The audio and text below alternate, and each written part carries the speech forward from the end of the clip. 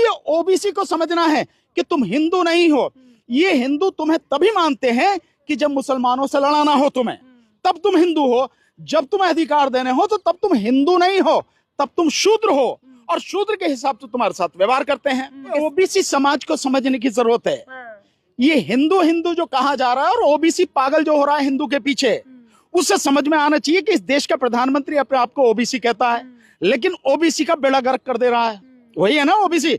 उसके सारे ठाट बाट देखो इस देश के प्रधानमंत्री के, रईसों से भी ऊपर रईस के से ठाट बाट है उसके सारे, और उसके सारे कार्यकाल में 12 साल होने जा रहे हैं। ओबीसी को क्या दिया? मैं समझता हूँ झुंझुना दिया जिसे बजाते रहो ओबीसी। नमस्कार, जनता लाइव देख रहे हैं आप और मैं हूँ आपके साथ पूजा। इस वक्त हम मौजूद हैं सुप्रीम कोर्ट के परिसर में और यहाँ अभी यूजीसी का जो मामला है जिसको लेकर लगातार इस देश में आप एक अलग तरीके का माहौल देख रहे होंगे, जहाँ जनरल कैटेगरी के तमाम जो युवा वर्ग है वो इसका विरोध कर रहे हैं। मोदी सरकार के विरोध में लोग उतर आए हैं। यूजीसी में आखिर ऐसा क्या है जिसको लेकर जो जनरल कैटेगरी है वो इतनी आक्रोशित है? इस विषय पर बातचीत करेंगे भानु प्रताप सिंह जो एडवोकेट है उनसे, और समझने की कोशिश करेंगे कि क्या वाकई जनरल कैटेगरी को किसी तरीके का कोई खतरा है और वो क्यों इसे इस तरीके से अपने विरोध में इस कानून को देख रहे हैं। अन्याय कहीं हो रहा है, उस अन्याय को रोकने के लिए, उसे ठीक करने के लिए, किसी समाज को न्याय देने के लिए अगर कोई कानून बनाया गया है तो उस कानून को प्रॉपर तरीके से पूरी ईमानदारी से लागू होना चाहिए। सो जो यूजीसी के जो कानून है जो आया है, मैं नहीं समझता कि उसमें कहीं कोई दिक्कत है किसी भी तरह की। और जो लोग इसके खिलाफ आवाज उठा रहे हैं, बहुत अफसोस की बात है, वो एक तरफ ये बात सीधी सीधी कह रहे हैं कि भैया अन्याय करने वाले तो हम ही हैं। यही बात कह रहे हैं ना वो लोग, अन्यथा उन्हें क्या दिक्कत है भाई?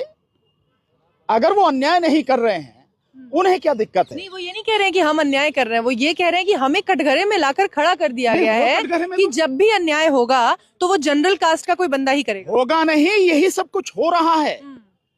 यूजीसी ही नहीं, आप देश के हर उसमें देखिए कि अन्याय करने वाले कौन हैं। अभी आपको मेरठ का उदाहरण बताता हूँ। मेरठ में एक दलित समाज की लड़की को किडनैप किया गया, उसके बाद में उसकी माँ को जो है जो बचाना चाह रही थी उसका कत्ल कर दिया गया। उसके बाद उसी मेरठ में उसी गांव के पास में एक और गांव है, उस गांव में एक कश्यप समाज का लड़का है, उस लड़के को जिंदा जलाकर मार दिया गया। ये 14 साल का बच्चा है दलित समाज का लखनऊ में, जो सच्चाई जो है, कड़वी सच्चाई जिसे ये सरकार सुनने को तैयार नहीं है, नेता सुनने को तैयार नहीं है, आरएसएस और बीजेपी के ये लोग, सो उनके सामने रख रहा है 14 साल का बच्चा अश्मित गौतम, उसे सुनने को तैयार नहीं। तो कौन है अन्याय? कौन कर रहा है इनके खिलाफ? कौन कर रहा है?